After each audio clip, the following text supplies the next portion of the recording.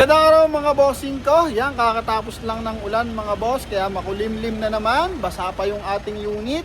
And ngayong hapon mga bossing, ibablog natin isang 7-seater diesel engine, automatic transmission, Montero Sport mga bossing na Mystic Blue ang color. Sa naghahanap po dyan ng 800 below ang budget mga bossing, baka makusunadahan mo. So tara, let's G! Mga bossing ko, napakaganda ng tindig ng ating Montero Sport na to. Sa po itong 2016 model, ginawang black series ang datingan mga boss. Ikutan lang natin ang bahagya. Ganda ng color niya mga bossing. Pag gantong medyo makulimlim, parang ang datingan ng color, may pagka-black mga bossing. Pero pag maaraw mga boss, labas na labas ang kulay na pagka-blue niyan. Pasilip ko yung interior niya mga boss. Mileage nito 72,497 km. Push start unit, naka-automatic climate control na rin mga boss. Ito yung kanyang second row mga bossing ko ha. GLS variant mga boss. Tapos ito yung kanyang LED lights. Yan. So pakita lang natin. Ito yung kabilang side. Price natin dito mga bossing 745,000. Kasama na dyan yung transfer of ownership. So kung ano meron dito, i-declared natin para sa mga mahal natin viewers and subscribers mga bossing ha. Yan.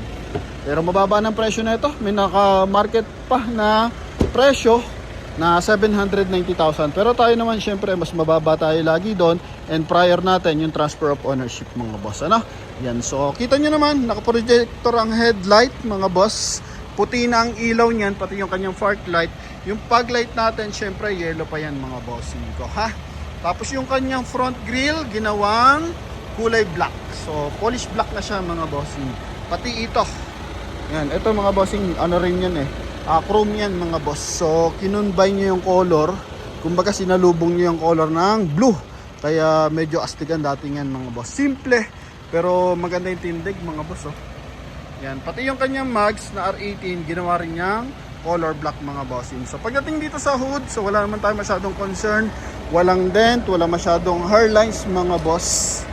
Okay. Yan.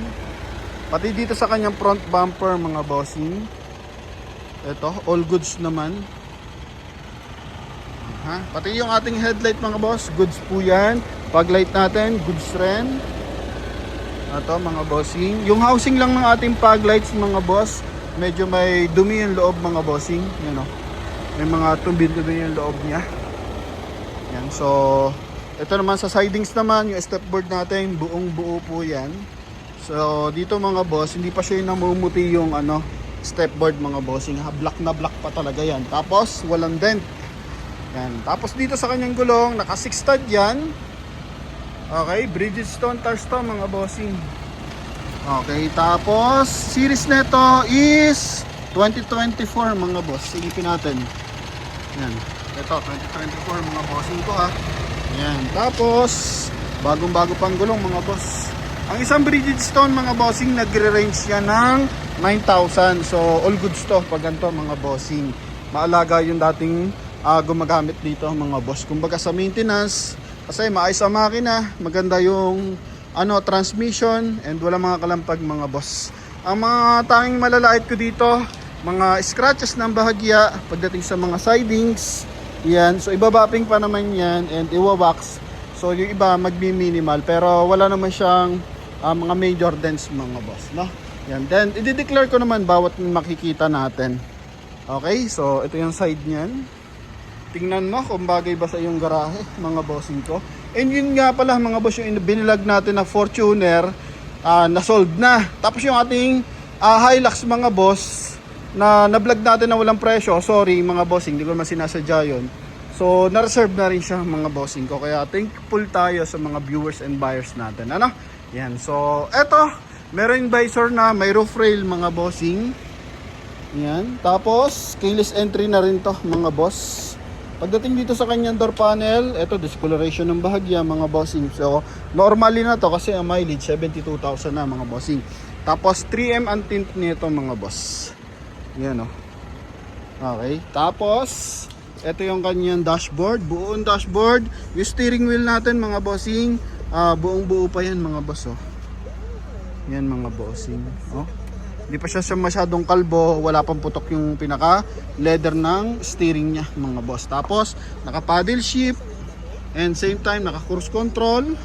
Tapos push start unit, powerful, power adjust yung ating side mirror. Naka 2D na audio system mga bossing ha. Yan, so eto nag-upgrade sila ng speaker. Kaya nag-upgrade din sila ng head unit mga boss. Naka automatic climate control na rin to mga bossing. Sobrang lamig. Na lang natin mga boss. Ayun pan lang. Maginaw mga bossing. Oh, taas ka na natin. Malamig mga boss. Ito yung speaker na in-upgrade mga bossing. Vocal yan. So lahat yan, pati sa likuran, may extra pa siyang speaker mga bossing. Tapos yung kanyang sound setup nandito. Okay, papakita natin yan mamaya. Busina, stock yung busina natin. Tapos dito may silver accent. Yan mga bossing ha. Pati dito may mga silver accent. Yung mga ganito, papatanggal lang natin yung mga mancha-mancha ng bahagya mga boss. Okay? Yan. Pero all goods naman. Walang lundo yung ating yung ating ceiling mga boss, kompleto sa hand grip pati dito mga boss. Okay? Yan sa windshield pala mga bossing, yung kanyang front windshield mga boss. Napalta na to kasi anong nangyari mga bossing, normally nangyayari yan lalo na pag may mga nakasabit dito sa ating center mirror, sisirain talaga yan mga boss. So dito anong nangyari, natuklap yung kanyang pinaka center mirror mga bossing. So wala sa choice kundi magpalit ng windshield. Pero hindi siya nagpalit dahil sa bangga mga boss. Ang concern kaya siya nagpalit dahil dito mga boss, no? Nabaklas yung kinakapitan dito mga bossing. Yan ha. Kumbaga natuklap mga boss. Ilang beses na nangyayari yan. So kaya yan, binabanggit lang din natin mga boss. Tapos sinilip ko naman yung mga panel mga bossing, pati dito sa taas, all goods naman. Tapos maganda yung pagkakakabit ng windshield niya mga bossing ko. Yan oh. Yan, meron kasi mga nagkakabit, hindi maganda yung pagkakakabit mga bossing. Eto. All goods na all goods, walang leak mga boss. Tapos pakita ko sa inyo yung kanyang amplifier mga bossing. Yan ha. Para at least lalo kayong ma-excite, declared natin kung ano meron dito. Sa speaker, eto naman. Yan mga boss. Mamaya papasiklaban ko kayo ng konti at adjust lang natin yung volume para at least makita nyo. Eto, ngayon na natin gawin mga bossing para mas lalo kayo ma-excite dito sa ating unit. Lalaksan ko lang mga boss ha. Yan mga bossing ha. Saglit lang kasi baka maano naman tayo, matag ito copyright mga bossing. Diba? Iba yung epekto mga boss. Ganong kaganda mga bossing ko ha. Yan, meron tayong malalait sa unit mga bossing, pero meron din naman siyang kagandahan dito na wala sa ibang Montero mga boss. Then pagdating sa upuan, yan, eto lang paparepair lang natin to ng bahagya mga boss. Yan mga bossing. Tapos the rest naman, wala mga punit niya magkabilaan. So dinideclare ko lang para at least garantisado na alam nyo mga boss. Ito yung kanyang center console. Maayos yung kanyang electronic parking assist mga bossing. Tapos good yung shifting ng ating transmission. Okay? May reverse parking camera to mga boss. Pakita ko. Naka-upgrade to mga bossing. Tingnan mo. Yan o. Di ba? Ay nakataas yan mga bossing. Kasi nakataas din yung ating pintuan sa likod mga boss. So mamaya papakita rin natin. So tungo muna tayo dito sa second row. Tingnan mo na may aircon. Ha? Yan ha. Hindi tayo nagsasabi ng malamig mga bossing. Nakikita natin yung moist mismo. Ito yung ating second row na door panel, chrome, ang door opener, polish, black, may armrest dito sa likuran. Meron tong mga bossing, dish matting, so pinapalinis ko lang, pinatanggal ko na kanina kasi medyo maputi-puti na. Kailangan na siyang i-brush out mga boss. Yan mga bossing ha. Okay, dito sa kabilang side. Ito mga bossing, yung kanyang lower. So, tatry ko na lang, paparequestan ko na lang to mga boss, no? So, kala ko yung kabilang side lang mga bossing. Pero at least, ito, papakabit lang natin na maganda. Okay, so yun lang naman mga minor. Pero priority ko kasi makina tsaka transmission, mga headlight, yung mga medyo mahal na parts ba, tail light mga bossing, no? So, all declared natin yan. Ito naman yung kanyang, gulong sa likuran. Ganon din yan, series 2024 din yan mga boss. Then, tungo tayo sa ating taillight mga bossing. Yan. May mga portion na napinturahan mga boss, pero wala masilya. And pala ito mga bossing, Meron papakita ko yung video sa inyo, pero bago pakita, explain ko muna. So nag-upgrade sila ng speaker, di ba? Nag-upgrade sila ng speaker, naglagay ng amplifier. So ito mga bossing, pag kinatok mo, yan, lata. Sa marunong kumatok mga boss ha, yan, lata yan mga bossing. Pero pag dito mo kinatok yan, matigas mga boss. Yan, matigas. Matigas tong portion na to. So, pinagtataka namin, bakit matigas? Dalawang harapan lang mga bossing. Ito, kabila. Patukin din natin yung kabila mga bossing ko. Para at least, alam nyo. Ito, bakit matigas? Yan, ito, lata. So, ito mga bossing, baka kasi magpadala kayong mekaniko, sabihin nyo, masilyado to. Ano? Yan o, tingnan mo yung aircon natin. So, baka sabihin nyo, masilyado.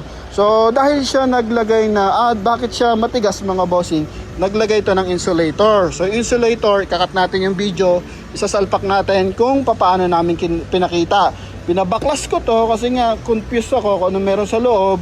Silipin ko, baka may masilya. Eh, yun pala, dahil dito sa nilagay nilang amplifier para mas maganda, mas gulub yung tunog mga bossing. Soundproof po yun. So, lagay natin dyan mga boss. Okay? Yung ganito, ayan o, sa loob. Kaya pala bingi. Oo, kaya bingi siya. Di ba? Ganda-ganda ng pintura eh. Kaya pala bingi. Yan, yan na boss. Ganda ng ginamit yung ano, pandikit no. Yung masilya. Oo. Itong putol. Hindi kayo talaga yan. Parang ano. Wala masilya. Wala masilya yan. Wala masilya no. Wala tayo yan o. Tata lahat yan. Ah. Nilagyan lang ng ganun o. Okay. Sige, sold na yung mamaya. Oo nga. Kisig. Kaya pala bingi. Ito dyan mga boss. Okay? Tapos after nyo mapanood yan, so diretso na tayo dito sa kabilang side. Eto mga bossing. Dito naman is may mga ganito lang. Yan o, mga minor scratches mga boss. Pero ang priority nyo, makina at saka yung transmission, all goods to. So binabanggit ko lang lahat ng mga concern para at least aware kayo mga bossing. Tapos yung tint natin naka 3M pero may parts na nagtotoklap mga boss, no? Yan. Tapos dito naman sa kanyang likuran mga boss, yan, maayos na lahat ng panel, maayos yan mga bossing. Pati yung ating mga hydraulic assist, all goods. Yan, ito yung kanyang isang speaker na kumakalakalabog yan mga bossing ko ha. Yan, ha. Ito naman yung likuran. Ito yung third row. Medyo makulimlim na lang mga boss. Yan, ha. Dito may mga minor na may mga minor na gasgas sa mga bossing. Siguro pag nilalagyan nila ng mga gamit, yan mga bossing. So ito, may mga konti lang naman. Pero kung di kayo masailan sa pintura, tapos mga konting gasgas mga boss, quality mga bossing ko ha. So tayo naman syempre diretso tayo magbenta mga bossing. Kaya dinadeclare ko. And pagdating dito sa likuran, yung portion dito, ito mga boss, nasaan ba yun? Ito may dent ng bahagya mga bossing. Tapos may konting bubbles. Hindi nyo nakikita mga bossing, pero sa iba papalusutin na to mga boss eh. Sa dadahilan na lang sa inyo mga bossing, second hand. Ano po? So tayo, binabanggit lang natin. Kita nyo mga bossing ko? Yan. So yun lang naman. Bubbles ng konti. Okay, pero sa iba sasabihin yan is ano na yun. Sir, pag pinunta nyo, sir, second hand unit yan eh. Mag-brand nyo ka. Yung mga pilosopo ang sagot ba? So tayo naman, although second hand, pinapakita ko lang mga bossing. Para at least aware ba? Yung iba naman nagde-declare good as brand new. Tapos pagdating mo, may mga ganyan palang senaryo, mga boss. So, nakakapanghina yon bilang isang buyer. So, nilalagay natin yung sarili natin bilang isang buyer. So, nakikita nyo ba yung moist mga bossing? Yung lumalabas. Yan. Mga boss, oh. Ano siya umuusok mga bossing, yung lamig ng aircon. Tapos dito sa flooring sa harapan, eto, lagyan nyo na lang. So, may dish matting naman to. And ang pinaka-punit lang naman dito yung ibabaw. So possible napatakan ng sigarilyo mga boss. Oh. Yan, paso mga bossing. Yun lang naman mga boss. Tara sa upuan, wala naman masyado. All goods pa rin naman mga bossing. And syempre, pupuntahan natin yung engine bay. Yan. So hindi nyo nakikita yung dito, yung moist ng usok mga bossing. Pero dito man, makikita mo naman yan. Balikan natin yan, tingnan mo. Eto, di ba? Pero mamaya pagbalik natin, tingnan mo. Even dito sa windshield mga boss. So siya na yung nagsasabi na malamig yung aircon niya mga bossing. Okay, binubuhat na niya yung sarili niyang bangko. So yun lang naman mga bossing ko. Puntahan natin yung engine bay. Medyo madilim na mga boss ha. So pasensya na. Pero nandito na tayo kasi. And ano naman to mga boss. Montero naman to mga bossing ko. Ito yung mga kanina. Wala pang linis to mga bossing. Takin ko lang ng maigay mga boss. Yun yung kanyang mga pedal, makakapal pa mga boss. So, ha? Nakalak na masyado mga bossing. Ito. Wait lang mga boss ha. So baba ko lang yung camera ko mga bossing para sabay. Yan mga bossing, sanda lang natin. Para mapersa ko mga boss. Medyo matigas talaga kasi mabigat.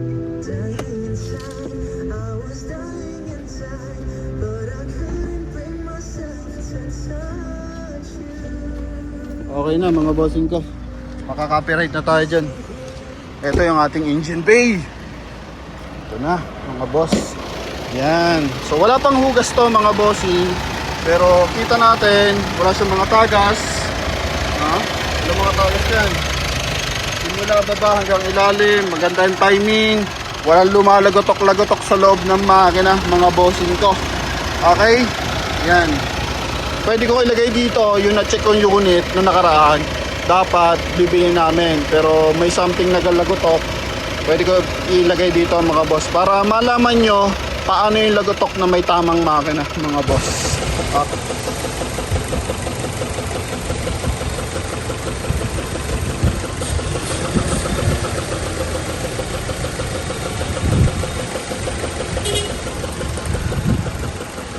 Pasaya ako pre, parin pre.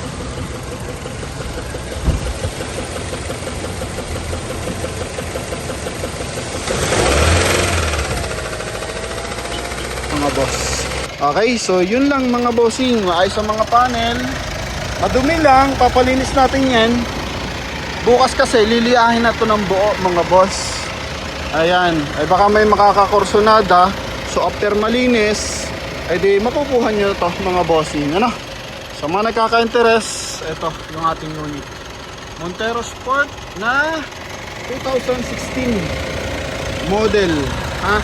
Nakaraan nakabit na tayo ng premium 765. Ito naman GLS, so 745 tayo dito mga boss. Pakitaan ko lang ng angulo. Yan oh. 'Di ba? Pag ganito, makulimlim na mga bossing. Kulay black na siya. 'Di ba? So, yun maganda. Yan dito sa likod. Para at least ma-explain ko sa inyo mga bossing. Kasi ang oras 6:20 na mga boss, 6:25 na nga. Oh. Pero tingnan naman yung ano natin, karisma ng unit. Napakakisig mga bossing ko. So yun lang mga boss ha. Sa pagdating naman sa step board, hindi ko na ano ata to, napahapyawan. Pero all goods yung ating mga step board magkabilaan, no? Okay, dito konting gas-gas lang naman to mga bossing. Pero wala yung may major dents dito sa ilalim. Yan, kumbaga tinatawag nila mga untog. Yan mga boss. Sa mga fender natin, okay naman mga boss. So yun lang, pinakita ko lang sa inyo kung ano meron dito sa ating unit ha. Walang signal light sa side mirror to mga bossing kasi GLS to 2016.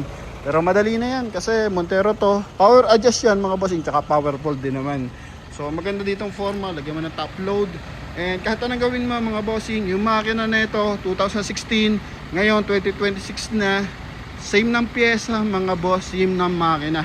So ang pinagbago lang is yung kanyang bonnet, yung kanyang front area mga bossing. Facelifted lang yung mga modelong Montero ngayon mga boss. Kaya kung tight yung budget mo para sa 1.7 o 1.9 million, eto 745,000 mga boss. Pwede mo mauwi agad mga bossing ko. So maraming salamat sa ating mga viewers and buyers. Salamat sa pagsuporta mga bossing. Yun lamang ngayong araw mga boss. Thank you very much and bye bye.